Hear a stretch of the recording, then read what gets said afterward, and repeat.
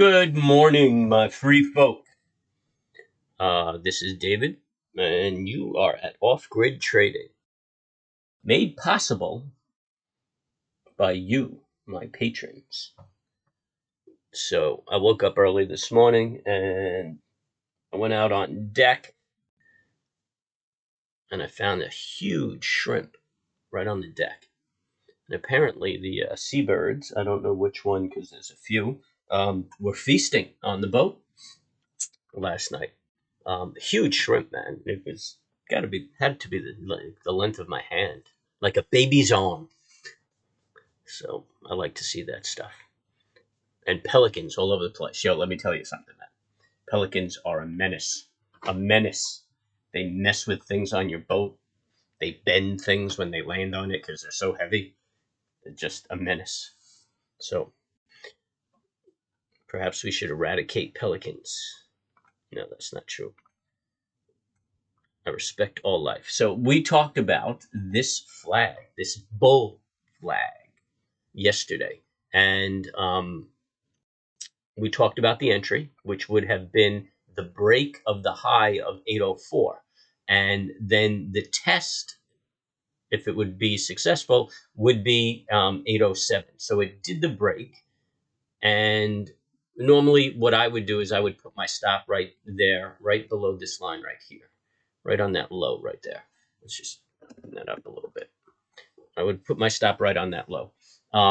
And I would watch for this test. So I would take the entry on the break of this bar here. I would watch for the test of this high, because when a flag begins to fail, it's because it couldn't break past that high. It turns around. And really, I would have given it a little room, but I probably would have gotten out right at the close of that bar, which would have been 91. So my entry would have been around 4.5, and I would have been out at about, well, looks like, well, let's just see what that closes, 93.06. So you're talking about 7-10 points, put at a 10-point risk. So I would have risked $500 on the trade. But when you consider it's a day trade, risking $500 for a 40-point move, so I could have picked up 20 points. Or $2,000. So a 4-to-1 risk reward is really not bad. 20 times 50, 10 would be, yeah. Or I would have picked up $1,000 on a $500 risk. No, that doesn't make sense.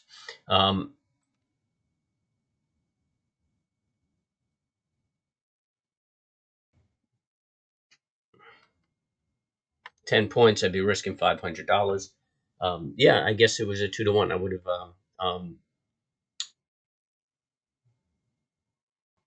have made 1,000 for a risk of 500, or expected to make 1,000 for a risk of 500.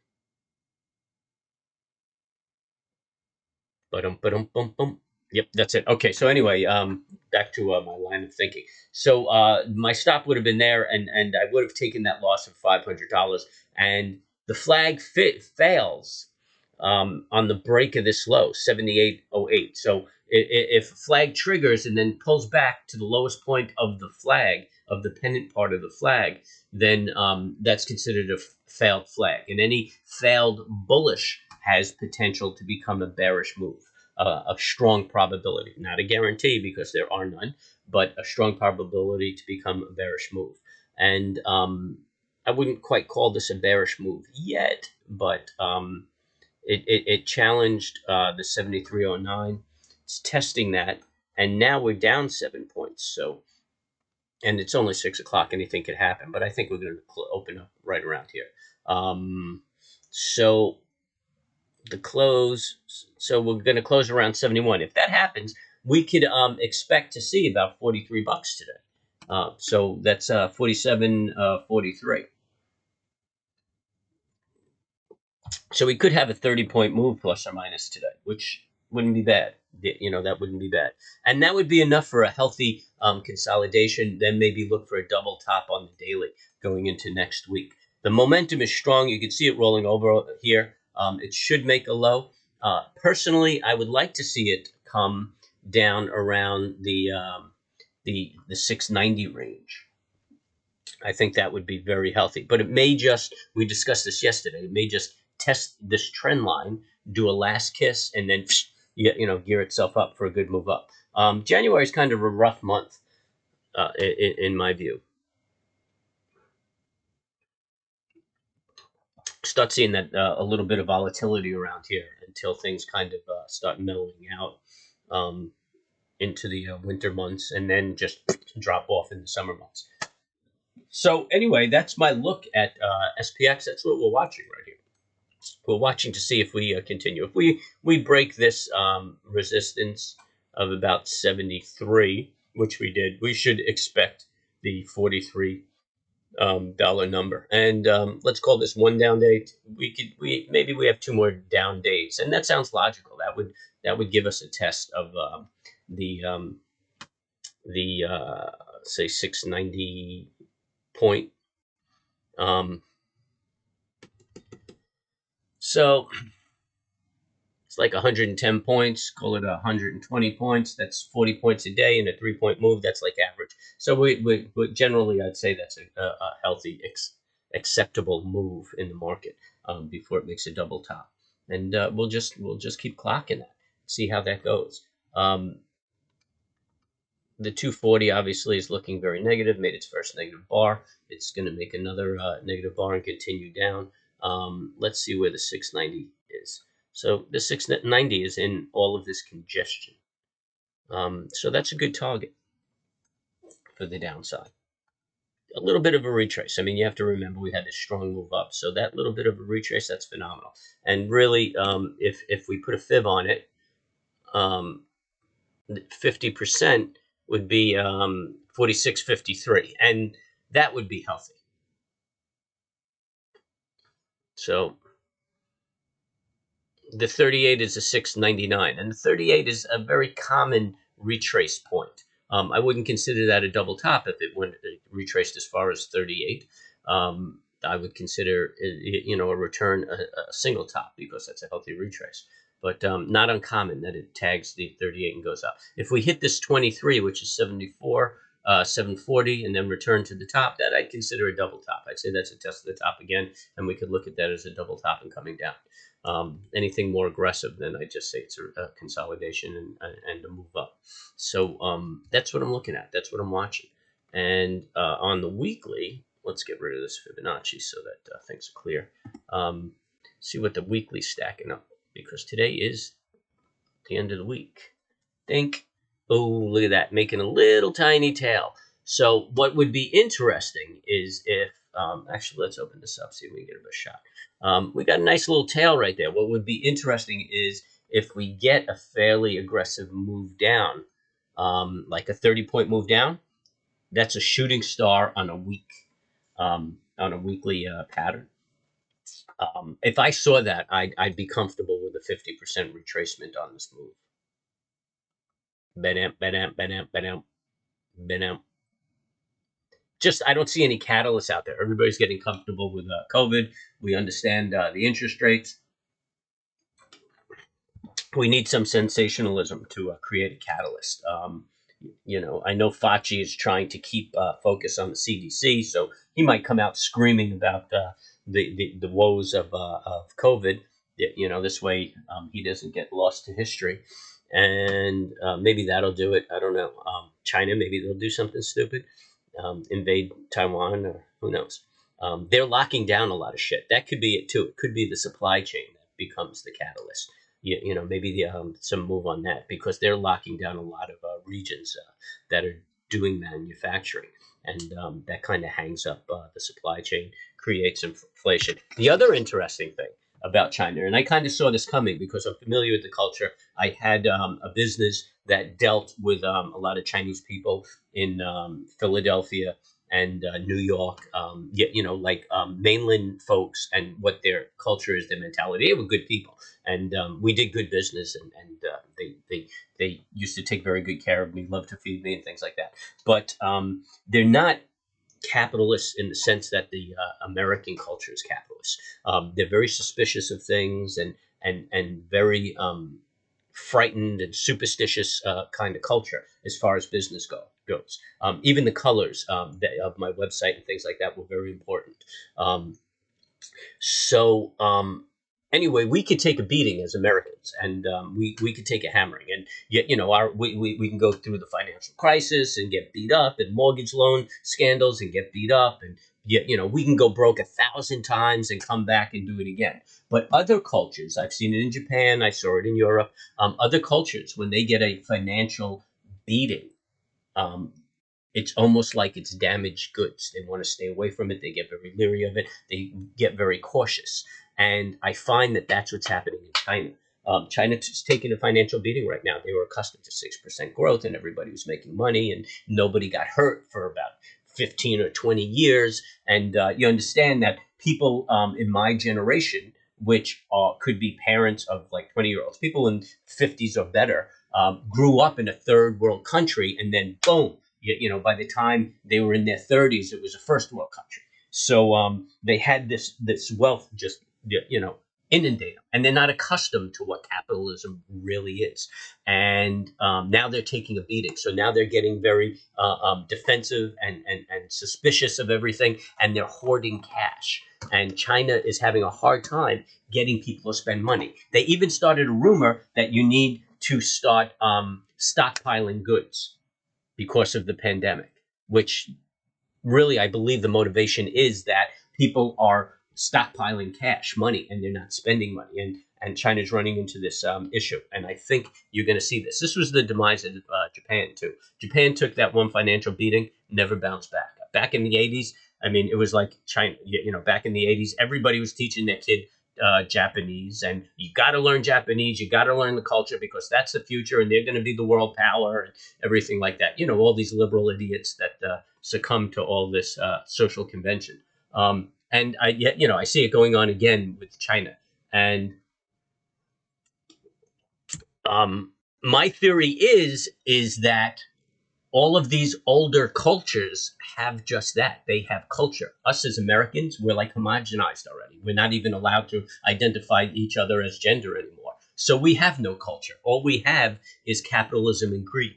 So we always bounce back to that whenever it gets compromised. When that gets compromised in an old culture like Japan or China, or I've seen it happen in Europe, they say, hey, they'll go back to the quality of life. They go back to who they are and what they knew their whole life, which was their culture, their Chinese culture, the Japanese culture, the European culture, whatever it may be.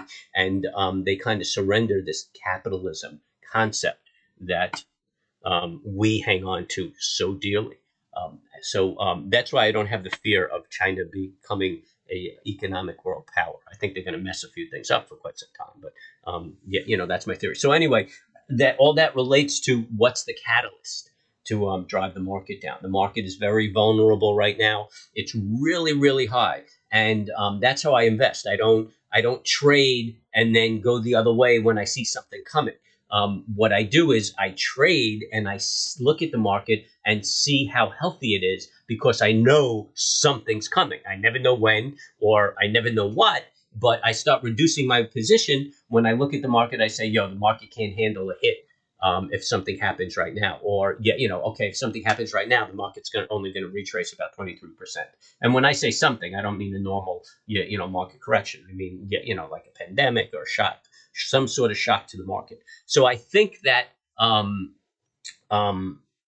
we may get one shock to the market as it pertains to inflation. I think it'll be superficial, but it'll be sensationalized, and that'll be a hit. I think that's the catalyst. But the short of the long is if you look at the market, I mean, if you just look at the market structurally, right? If you built this in your backyard, would you climb all the way up here? So here's the foundation right here, and we'll call this horizontal line the foundation. And then you have this overhang like this. Would you walk on that? Fuck no. Put a little weight there and poof, that thing will crack. And basically, I mean, that's it. That's the simple idea that this is just not stable, man. We need consolidation.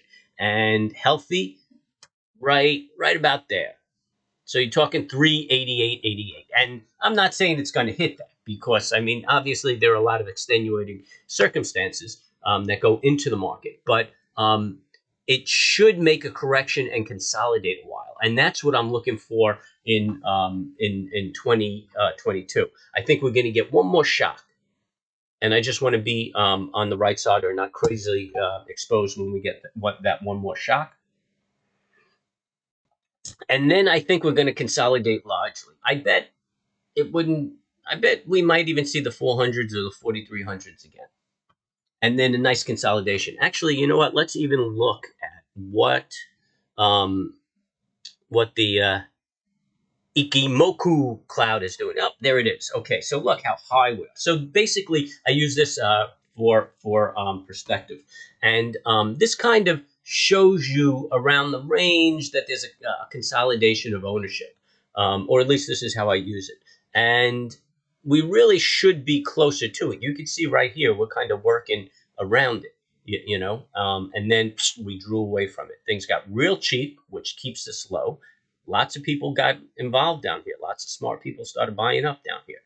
And that just kind of kept the average price a lot lower than where the market is. And I think we're going to return to that. And yet, you know, we're looking at 83. I mean, the more time goes on, the higher the average price will come. But even if we tagged the highest point, we're looking at 580. And we're going to consolidate inside of here, because a lot of people are going to lose a lot of money here. They're going to have to close positions and cover calls, bring it down. And, you know, it wouldn't be unreasonable to think that we will go to that 43.83 mark.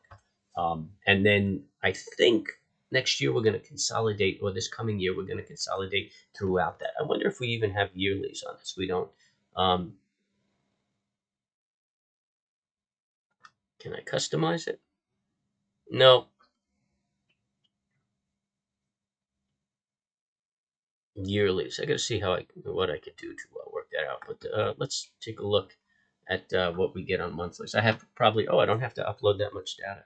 Look at that, man. We go back to 2007. Yo, this was like my heyday in the industry. That's where I retired.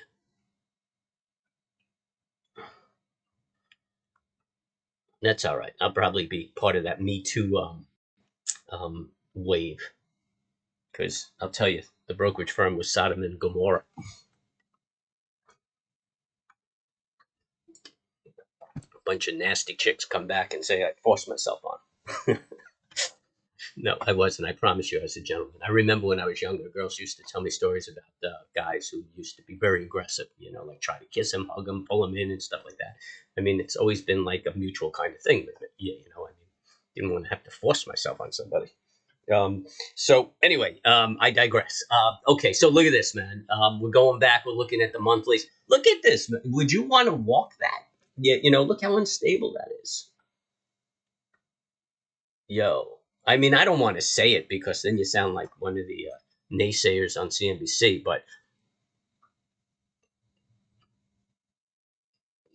3,400 or 4,000 is a good number. 3,983 is a better number. But 4,000, a good number, man. But the other issue is that we've weaponized our economy. So, I mean, we can't let our economy falter because we're in competition with China. And, you know, we could build all the ships and warcraft and everything that we want. But the reality is he who has the dollar has the power. And that's what China's doing. I mean, China's making a lot of money and investing in smaller countries and then squeezing them to get them to roll with their ideology, blah, blah, blah. And this is what, you know, normally what we do. We influence countries. I mean, we influence the wrong way, like the World Monetary Fund. They have to participate in the war on drugs if they take money from the World Monetary Fund. How ridiculous is that? I mean, yeah, you know, never in the history of the world has a war been less successful. I know I have no problem getting drugs. So if anybody's coming up short, let me know and I'll hook you up. So anyway, I mean, I don't think the government would allow such a correction because our economy is so tied into the stock market now. And because so many people are investing. When I was first getting into the industry, I mean, even large businesses that I solicit, a lot of the people weren't established in the market or investing in IRAs and things like that. And I'm talking about multi-million-dollar individuals back, in the 90s, mid 90s, which is almost 30 years ago. Um, so it's a different animal. Now everybody and their brothers in it. I mean, you got kids in college who are trading on Robinhood, so they have to support this market. So I don't know if we'll see that 4,000. It's not too inconceivable. Off the top of my head, it's roughly 20%, 20% correction. I mean, that's hardy. But look at this, look at this, look at this. But then again, you got to figure that this was superficial. This was the pandemic. It didn't destroy the economy. This is the effect when you're afraid that the economy is going to be destroyed. It set it off course, and this is the correction to get back on course. But in my theory, the market should look like this. And this is even an aggressive slope, but a little more conservative. I mean, even if we wanted to get more conservative, we go like this. And still, that puts us down in the 3,000 range. Whew, yeah, there's a lot of argument for that 3,000 range, man. If you want to be an optimist, let's say right here, 4,000, that's the number. That's the number. Well, 4,000. So anyway, this is what I'm looking at. So the questions, or to surmise, what we're thinking about is what sort of risk are we looking at in the market in the event that there's an issue? And dude, there's always an issue. So position yourselves accordingly. I guess this is my morning end of the year wrap. Position yourselves accordingly to be able to absorb that hit to at least 4,000. And still, you got to argue that's a 20% hit. Hopefully, it doesn't come overnight or in a short period of time. A slow grind down there would be manageable and workable. Although a flush down and then it takes off, it's just when you flush down, that's when people get hurt because they don't have time to act. If it's a slow grind down, everybody has time to act. They mitigate their loss, and it's good for the economy. So, I mean, to circumvent that,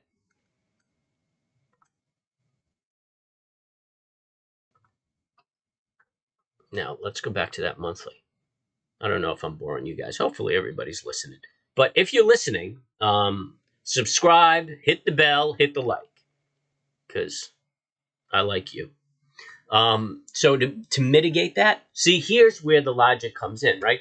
Here's 2024. If we consolidated straight for 2 years, we'd be right on track. We wouldn't be that exposed or on risk. We'd be right back on that trend line. And we could all get quite comfortable with the market, right? Here's 2022 down here. Here's 2024. We get to 2024, boom. If we stay right around here, it kind of intersects. Maybe a little come down a little bit, but this is what we need, man. We need a good year of consolidation. Now, interestingly enough, a lot of the talking heads on TV are calling for a quiet year, or at least modest returns. They say that you probably get about 5% of the market this year. That's cool. The problem is that we could drop down 20% this year and then close up 5%, and that's where everybody gets hurt. Where we do one of these. What we want are one of these. Even this was a little aggressive. What we want to just one of these, man. Just give us a nice, simple consolidation, and we're all looking good. But that being said, just think about this. Think about where you're going for the next year, and just understand that this cannot handle drama. Or if it does, it's going to, it's going to give back about 50%, and that's going to hurt. It's going to hurt.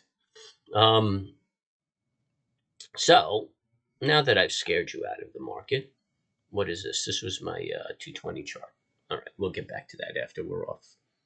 Looking at the 10-year, if you're looking to make money, I like like the short on bonds. This is an inside bar. We're going to wait to see which way it breaks. The market doesn't open for another hour and a half, the bond market, so I'm not going to really have an understanding of which way it's going to break. But ultimately, this is an uptrend. Here's a low, here's a high, here's a higher low, here's a higher high. So we're on the uptrend on the daily, on the bonds. It may be conservative and slow, but it's happening. And that's what we want. You can see the trend reversal right here, right? There's the move down. Here's the low, makes a lower high, then it makes a higher low, and then it makes a higher high. That's the break right here. And this would be your entry point. So we get that trend reversal, and we're marching up. So everything's coming up roses. TBT still a good buy. Look at that. Filled that gap. I think we talked about that yesterday. So I'd say you could put this thing away, or I'd say I'd put this thing away on the fill of that gap. I would be a buyer of this. All right. Anyway, these are my armchair analysis of the market. I appreciate you guys hanging out with me. Hit the bell, hit the subscribe, and hit the like. Yo, hit up the comments, man. I want to hear what you think. If you think I'm an idiot, I want to hear about it. If you like what I'm doing, yeah, it doesn't hurt to tell me about it. And if you want me to do something, let me know. I'm happy to do it for you. So anyway, thanks for dropping in. Thanks for listening. And good luck trading.